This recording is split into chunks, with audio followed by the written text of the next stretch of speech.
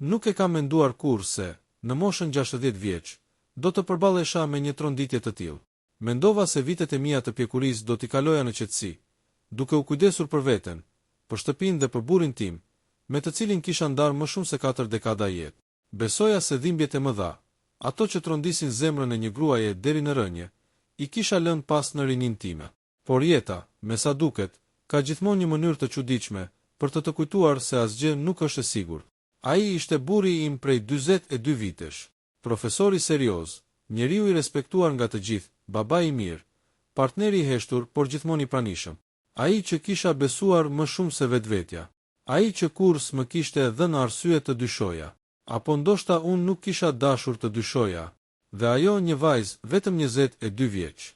E re, e qeshur, plot jetë, shumë më re se unë, edhe më re se vetë vajza ime. Ishte e pamundur të mos e shikoje si fëmijë në momentin e parë. Një fëmijë që po i afrohej rrethit ton familjar me pafajsi, kështu e mendova.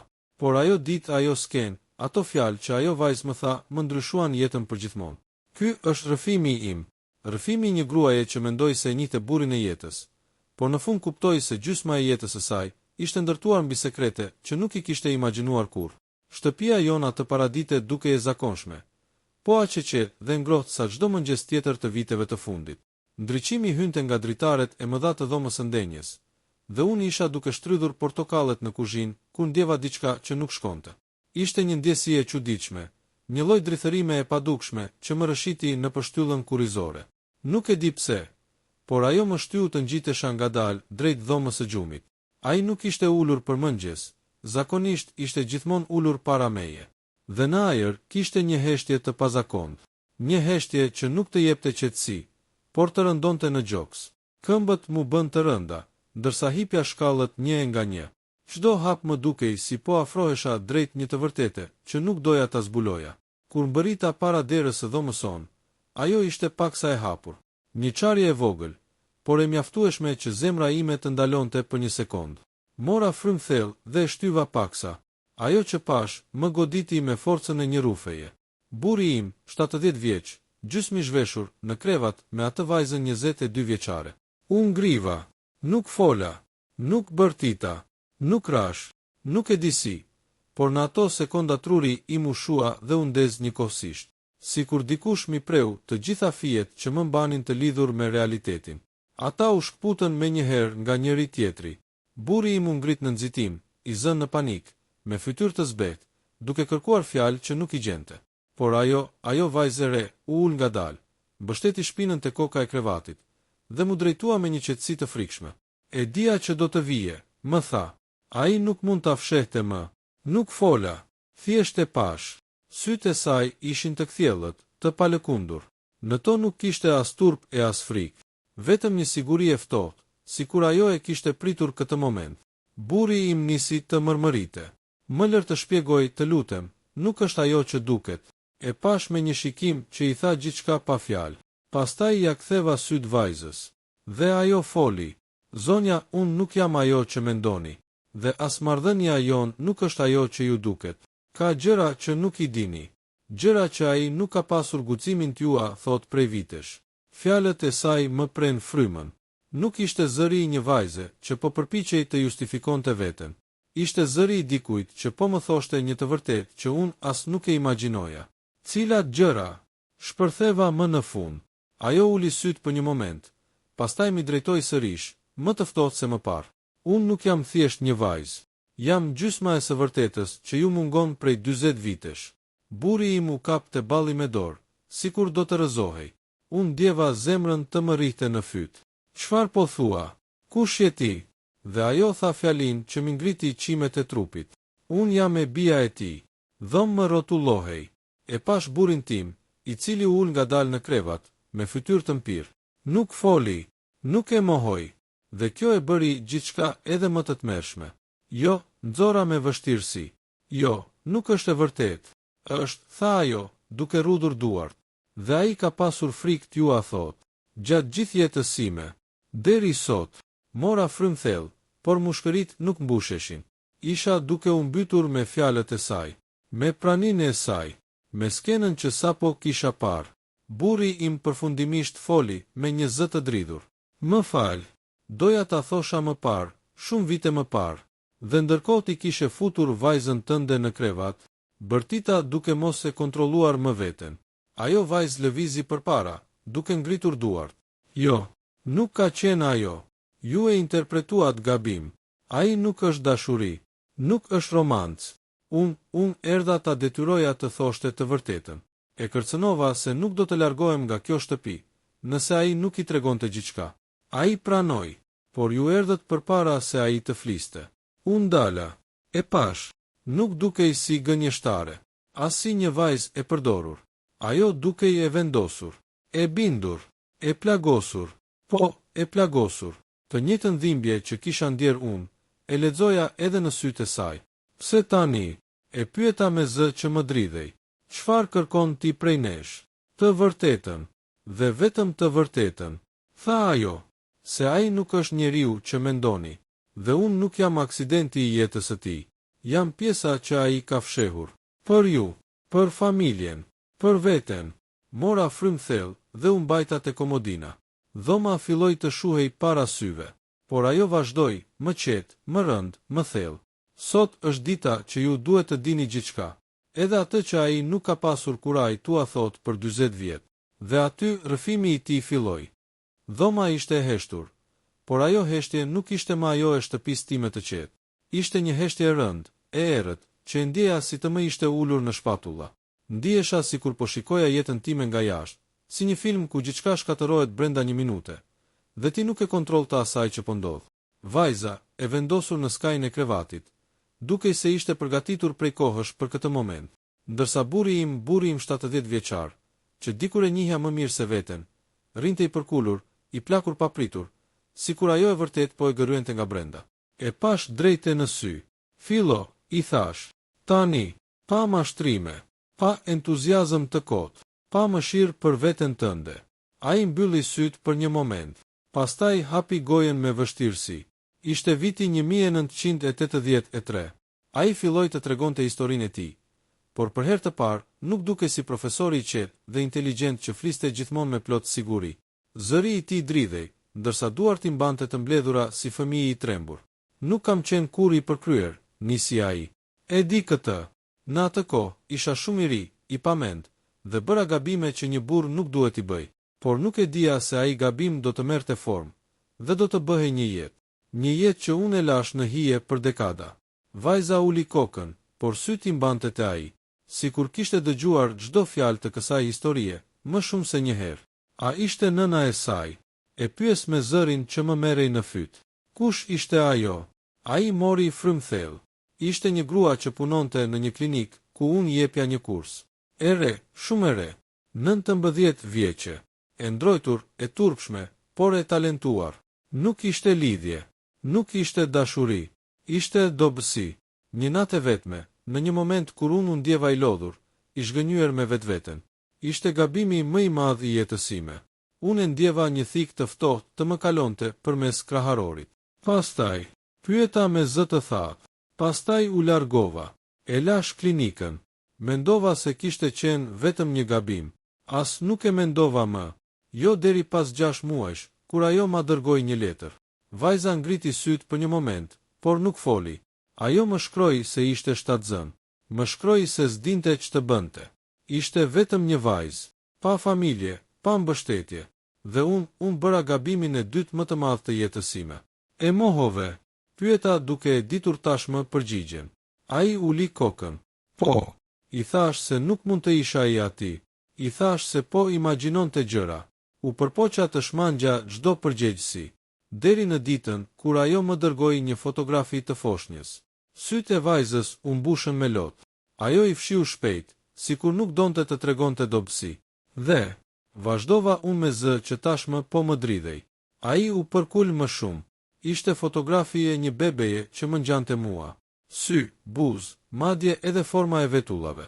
S'mund të mohohej, por unë isha i martuar. Ti ishe shtatzën me djalin ton, dhe unë nuk pata kuraj të tregoja.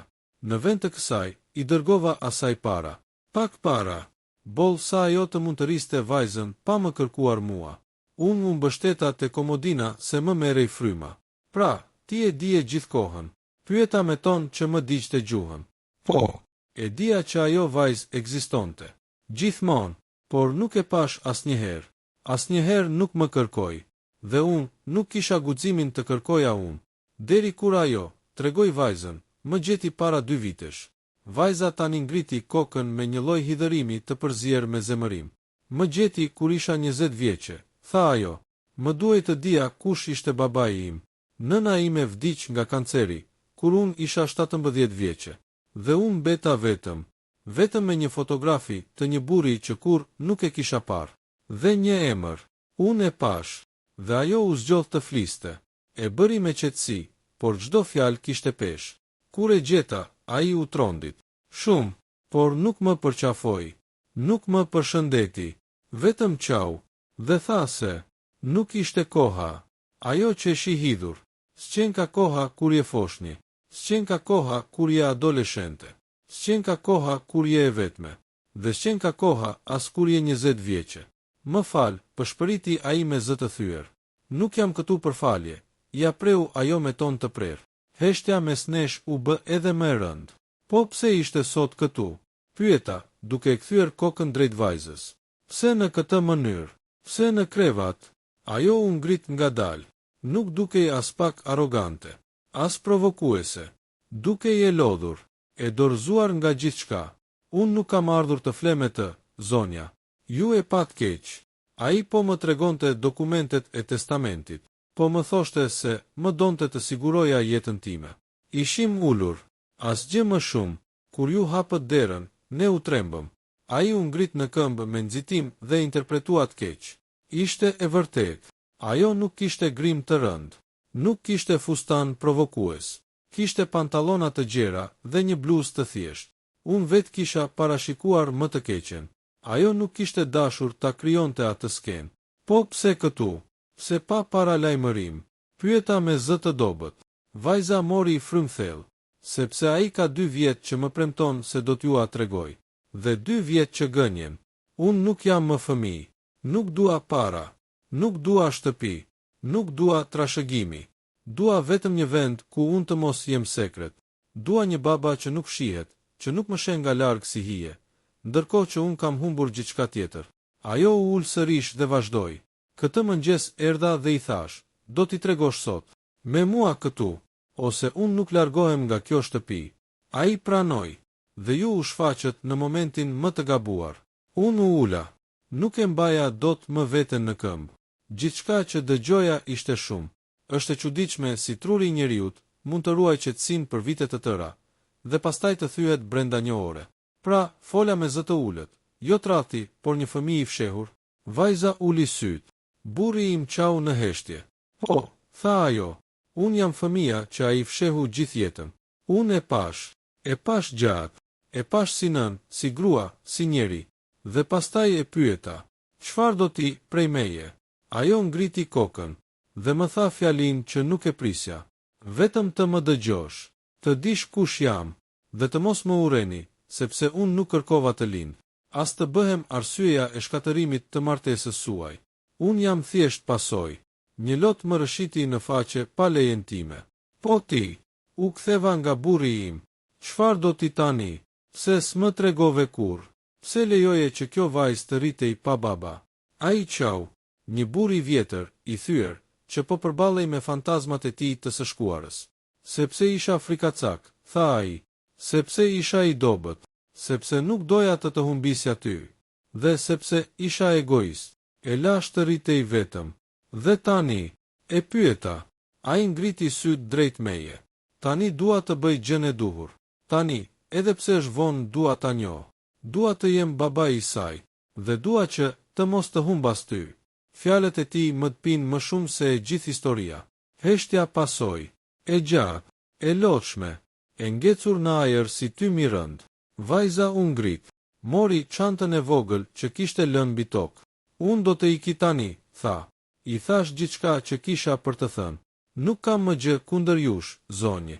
Ju e kuptoj. Vërtet, u gjendët në mes të një drame që nuk e meritonit. Unë dua vetëm të mos jem më e padukshme. Kur ajo arriti te dera, ndaloi. U kthye drejt meje. Nëse një ditë doni të flisni me mua, unë jam gati.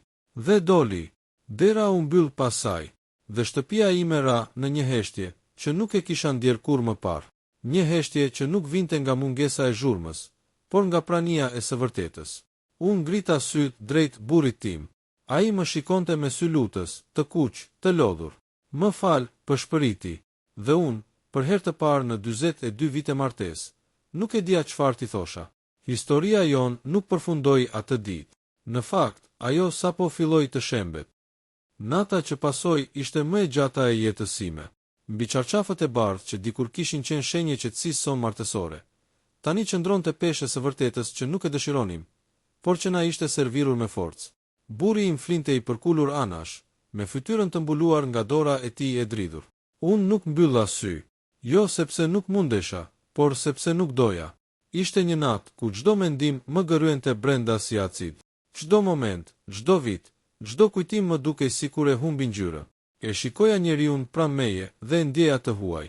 Jo sepse kishte tradhtuar trupin tim, por sepse kishte krijuar një jetë e cila ishte mbajtur larg meje për 40 vite. Në mëngjes, dielli hyri në dhomë, por nuk solli asgjë të ngrohtë. Thjesht ndriçoi rrëmujën e shpirtit tim. Ai u ngrit i heshtur. Më pa me një shikim ku takoheshin faj, frikë dhe një lloj shprese të pakuptueshme. Mëngjes, pyeti me zë të ulët. Jo, ai uli kokën. Duhet të flasim, tha pas një pauze. U ngrita, vesha një xhaketë të hollë dhe i thash. E di, por jo tani. Ai nuk insistoi. Mbase e kuptoi se nuk kishte të drejtë të kërkonte shpjegime, kur unë isha ende duke u mbytur nga e vërteta e tij. Hapa derën dhe dola. Duhej ajër, duhej hapësirë, duhej të mos e shihja atë derisa të mund të merrja frymë pa dhimbje. Në rrugët e qytetit, heshtja e parë. Qyteti ecte përpara si çdo ditë tjetër. Një nën tërhiqte dorën e djalit të vogël për në shkollë. Një burr po hante një byrek te kioska e lagjes. Një çift i moshuar ecte duke mbajtur duart. Dhe unë, një grua 60 vjeçare, me një lumë të tërë të brendshëm që kishte shpërthyer, ecja si fantazm midis tyre. Ndjeja sikur të gjithë e dinin historinë time, sikur të gjithë po më shikonin me atë shikimin e njerëzve që ndjejnë keqardhje të fshehur. Nuk e duroja dot. U ndala te një stol në park, u ula dhe mbështeta duart te gjunjët. Dhe për herë të parë që nga dje, fillova të qaja. Jo me lot të zhurmshëm, por me një dridhje të brendshme që më çlironte e më lëndonte njëkohësisht. E ndjeja veten humbur, jo sepse burri im kishte një vajzë tjetër, por sepse unë nuk isha përfshirë në asgjë gjatë gjithë këtyre viteve. Kishte jetuar 2 jetë, dhe unë nuk isha pjesë e asnjërës në tërsinë e saj. Pas pak, telefoni im ra. Ishte numri i së bijes së tij, vajza 22 vjeçare. Nuk e kisha ruajtur në telefon, por e njoha numrin. E lash të bjerë, dhe të bjerë, dhe të bjerë. Se hapa, por ajo më dërgoi një mesazh. Nuk jam këtu të dëmtoj. Jam këtu të kërkoj vendin që më është mohuar. E mbylla telefonin dhe mbylla syt. Përballja e dytë e paevitueshme. Kur u ktheva në shtëpi, ai ishte ulur në tavolinën e kuzhinës. Kishte bër kafe. Për të dy. Një detaj që më çau zemrën më shumë se çdo krisje tjetër. Mund të flasim tani? Pyeti ai me zë të butë. Nuk ju përgjigja me njëherë. U ula, mora një glëni kafe dhe u ndjeva e ftohtë. Kafeja nuk më shijonte. Asgjë nuk më shijonte. Pse më le të jetoj gjithë këto vite me gënjeshtra? Pyeta më në fund. Ai ngriti syt, dhe në ata sy nuk pash burrin që njihja. Pash një djalë të friksuar që kur nuk kishte mësuar të përballonte pasojat e vetes. Sepse të doja, tha. Sepse kisha frikë të humbisja gjithçka. Kisha frikë se do të më lërgoje, do të më urreje, do ta shkatëroje familjen tonë. Dhe kjo frikë më bëri të bëj gjën më të gabuar. Ta fsheh gjithçka, ta shtyja, ta mbysja nën qilim, ta lija vajzën të rritej pa mua. Ai rrëzoi syt. Nuk isha burr atëherë. Nuk jam i sigurt nëse jam as sot. Për herë të parë në atë bisedë, diçka në mua u thye. Po unë, i thash me zë që më dridhej. Unë a isha ndonjëherë pjesë e vendimeve të tua. A të shkoj në mend se unë kisha të drejtë të dija, se unë meritoja të zgjidhja, se unë meritoja të isha nën edhe asaj vajze. Ai ngriti kokën i shtangur. E ke menduar vërtet kështu? Pyeti. Po, i thash pa e hequr shikimin. Nëse do të më kishe thënë në vitin 83, unë do ta kisha arritur, do ta kisha pranuar, do ta kisha dashur. Nuk kam qenë kur grua zemërake, as hakmarse, por ti nuk më dhe as një shans, as mua as asaj. Dhe pikërisht aty ai u thye përfundimisht. Filloi të qante, jo qetë, por si njeri që për herë të parë përjeton peshën e fajit të vet. E lash të qante. Nuk e ngushëllova, nuk e preka. Duhej të kalonte atë që unë kisha kaluar gjithë natën. Kur u qetësua, më tha, dua ta sjell sërish këtu. Dua që ta njohësh. Dhe dua që, nëse ti e pranon, ta pranojmë të dy. E pash gjatë, shumë gjatë. Nuk e di nëse jam gati, i thash, por jam gati ta dëgjoj. Dhe të shoh. Nuk kam faj në këtë histori. Nuk kam arsye të urej një vajzë që nuk kërkoi të linte. Ai duket sikur mori frym për herë të parë pas orësh. Atëherë, tha me syt ende të lagur, mund t'i them të vi? Nuk ju përgjigja direkt. Ngrita filxhanin e kafes, e piva glënjkën e fundit dhe pastaj i thash, po, le të vi. Takimi i dytë mes dy grave. Kur ajo hyri në shtëpi pas dite, nuk kishte më tensionin e djeshëm, as frikë, as sfidë. Kishte një lloj ngurrimi të butë, një pritje, një pasiguri. Përshëndetje, tha me zë të ulët. U ngrita ngadalë dhe i dhash dorën. Përshëndetje. Ajo u ul në karigen përballë meje. Dukej më e qetë, por syt i dridheshin pak. Unë, në mënyrë të habitshme, ndihesha më ndryshe, më e fortë, më e qartë.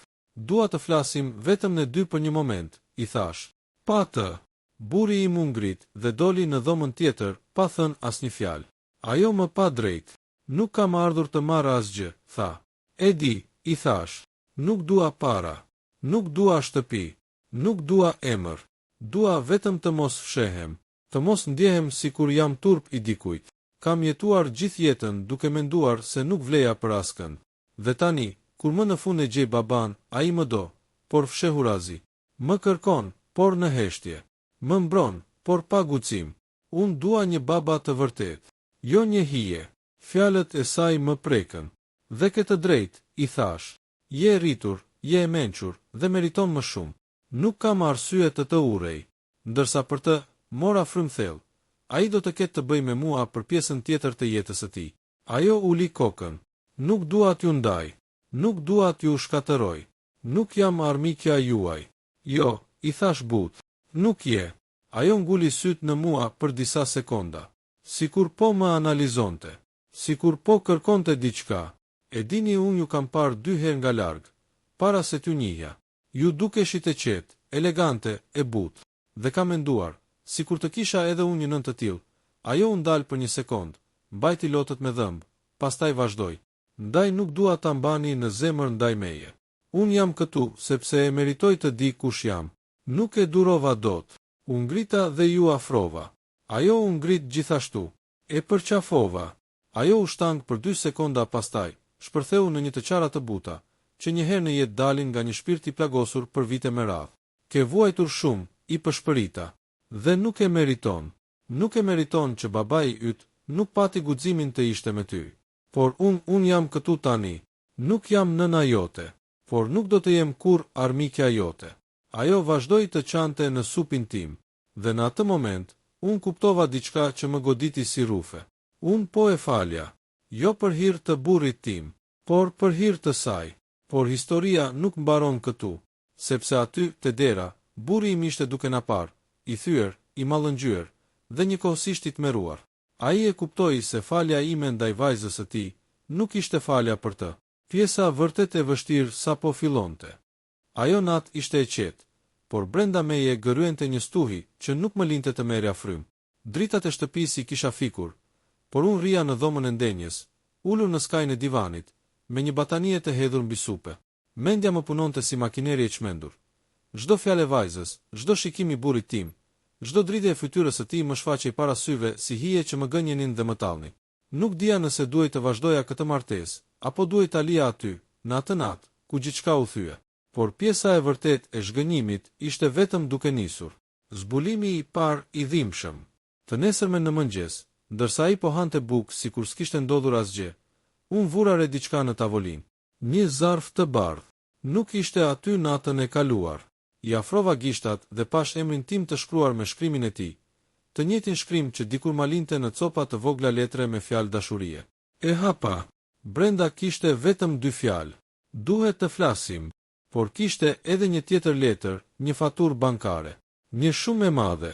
Para të transferuara tek një emër gruaje. E njëjta vajzë 22 vjeçare. Data. Një javë para se ta gjeja në shtrat. Gjaku më ngriu. Këto çfarë janë? I thash me një zë më të ftohtë se dimri. Ai u drodh, e pash qartë.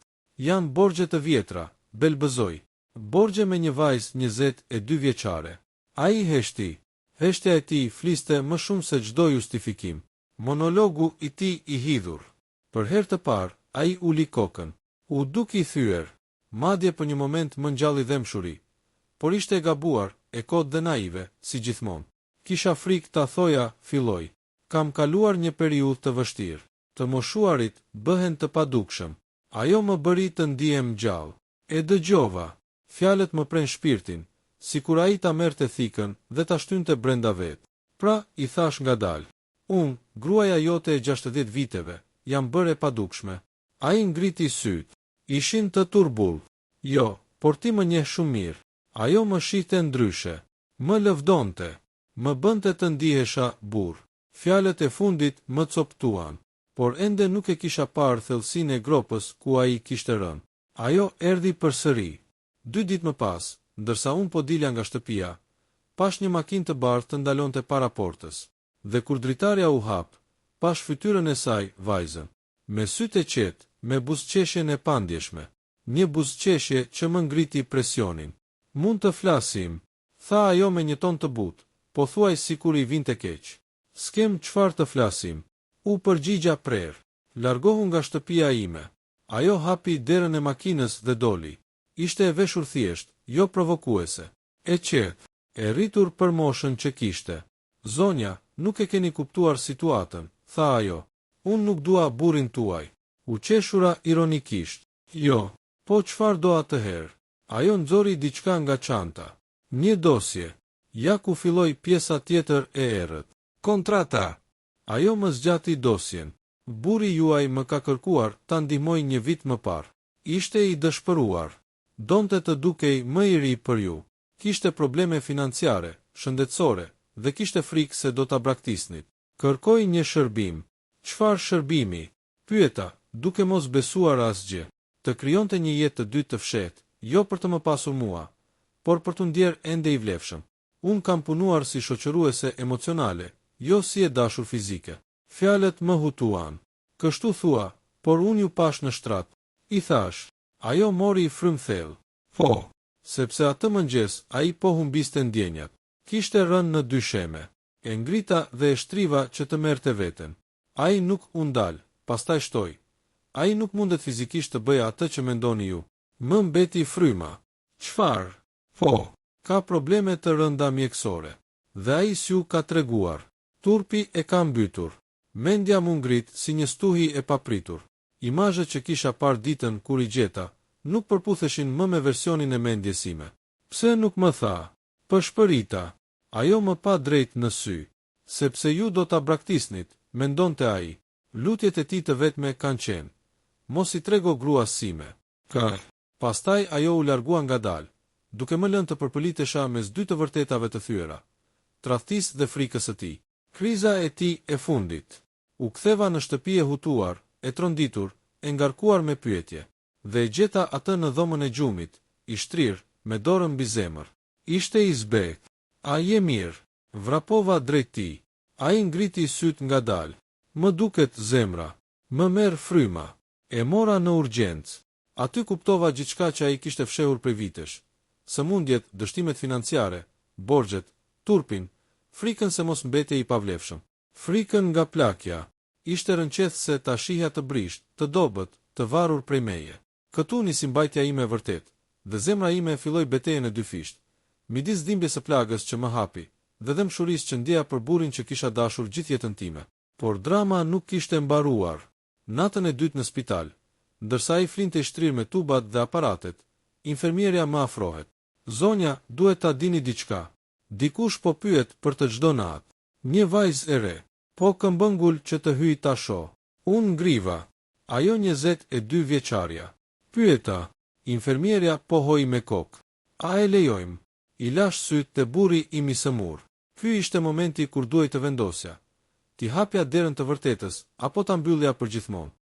Ato çaste në spital, me dritat e zbehura, me aromën e ilaçeve që më kujtonin sa i brisht ishte bë burri im, e ndjeva se po vija në fund të një rruge që askush nuk të mëson si ta përballosh. Ndjeja se e vërteta po kërkonte të hapej rrugë, dhe unë nuk mund ta shtyja më. Kur infermierja më pyeti nëse duhej lejuar vajza 22 vjeçare të futej, zemra më trokiti fort, por mendja më u kthellua. Po, lejoje të hyj. Isha lodhur duke ikur nga e vërteta. Hyrja e saj e qetë. Ajo hyri në dhomë me hapa të ngadalt, duke mbajtur në dorë një shishe ujë dhe një dosje të vogël me letra. Nuk dukej si dashnore, nuk kishte grim, nuk kishte veshje provokuese. Dukej si dikush që kishte ardhur për një mision të rënd. U ndal pranë krevatit. Burri im flinte. Ajo u kthye nga unë. E dija që do të më lejoje, tha me zë të ulët. Nuk e di nëse e bëra gjën e duhur, i thash. Vajza uli kokën. Po ta them tani pa rrotulla. Unë nuk kam pasur kur marrëdhënie me të. Asnjëherë. Ai ka qenë një burr i mirë, edhe pse i humbur në vetvete. Unë kam qenë thjesht një streh emocionale. Mbylla syt, dhimbje, por edhe lehtësimi i hidhur. Letra që ndryshoi gjithçka. Ajo më zgjati dosjen e vogël. Këtë ma la mua, por më tha ta hapja vetëm nëse gjërat përkeqësoheshin. Sot, kur e pash të lidhur me aparate, vendosa tua jap juve. E hapa ngadalë. Ishte një letër, me shkrimin e tij, po e kuptoja që ishte shkruar në ditët, kur ai e dinte që sëmundja po e merrte përposhtë. Letra fillonte kështu: Gruaja ime e dashur, nëse po lexon këtë, do të thotë se nuk kam pasur guximin të ta them në sy. Nuk jam tradhtar, jam i friksuar. Më ka marrë malli për ty, për vitet tona, për mënyrën si më shikoje dikur. Në atë çast syt më mbushën me lot. Vazhdova të lexoja. Kjo vajza s'ka qenë kur gjë tjetër veç se një dëgjues. Unë tek ajo çaja frikën time nga vdekja, frikën nga varfëria, turpin që nuk jam më burri i fortë që kishe dikur. Ajo më mësoi si ta pranoja dobësinë. Ti je gruaja ime, por unë nuk doja të ngarkoja me vuajtjet e mia. S'mund të thoja, jam duke vdekur. Letra më ra në prehër. Lotët rridhnin pa fjalë. Vajza qëndroi e heshtur, me kokën ulur. Nuk po kërkonte as justifikim as falenderim. Lodhja në sytë e saj tregonte se edhe ajo kishte mbajtur një barë të rënd. Zgjimi i tij. Burri im lëvizi ngadalë. Hapi syt. Më pa. Pastaj pa vajzën. Po çfarë bëni këtu të dyja? Pyeti me zë të dobët. Nuk i lash kohë të krijonte një gënjeshtër tjetër. Lexova letrën, i thash. Ai mbylli syt si dikush që pranon humbjen. Atëherë e di gjithçka, më shumë se sa mendoje. Ai fshehu fytyrën me duar. Dëgjoja frymarrjen e tij që dridhej. Kam qenë qyqar, tha ai. Nuk të kam tradhtuar, por të kam lënduar më keq se po ta kisha bërë. Pash vajzën, e cila po hapej drejt daljes. Shkoj, tha. Kjo është biseda juaj. Kur ajo doli, dera u mbyll ngadalë. Drejtimi i fundit. U ula pranë tij dhe ja mora dorën. Për herë të parë, pas shumë kohësh ndjeva dorën e tij të dobët, të friksuar, të varur nga unë. Nuk jam këtu për të gjykuar, i thash ngadalë. Jam këtu sepse pavarësisht gjithçkaje, ne kemi ndërtuar një jetë, dhe s'dua që fundi yt të vijë me zgënjeshtrash. Ai qau, e pash të dridhej. Lotët i rjedhnin në përfaqe si të një fëmije. Më fal, pëshpëriti. Vetëm kaq dua, më fal. Unë shtrëngova dorën e tij. Të fal. Jo se e meritoje, por sepse dua të çlirohem. Dua ta mbyll këtë kapitull në paqe. Ai mbylli syt. Nuk foli më, por pash qetësinë që i mbuloi fytyrën. Një javë më vonë, ai ndëroi jetë i qetë, në gjumë, me dorën time të shtrënguar në të tijen. Vajza erdhi në varrim, në heshtje, dhe qëndroi larg, pa u afruar. Nuk kërkoi asgjë, nuk pretendoi asgjë. Thjesht iku, duke lënë pas një kapitull që askush s'do ta dinte kur. Unë u ktheva në shtëpinë time, tani të heshtur, të zbrazët, por jo të rënd si më parë. Dhe kuptova diçka. Plagët e jetës nuk shërohen duke kërkuar hakmarrje, por duke kërkuar të vërtetën. Pastaj mbylla dritaret, ndeza dritën e ngrohtë të dhomës së ndenjes. Mora frym thellë dhe thash me vete: nuk jam graja që u rrëzua, jam gruaja që u ngrit. Fundi.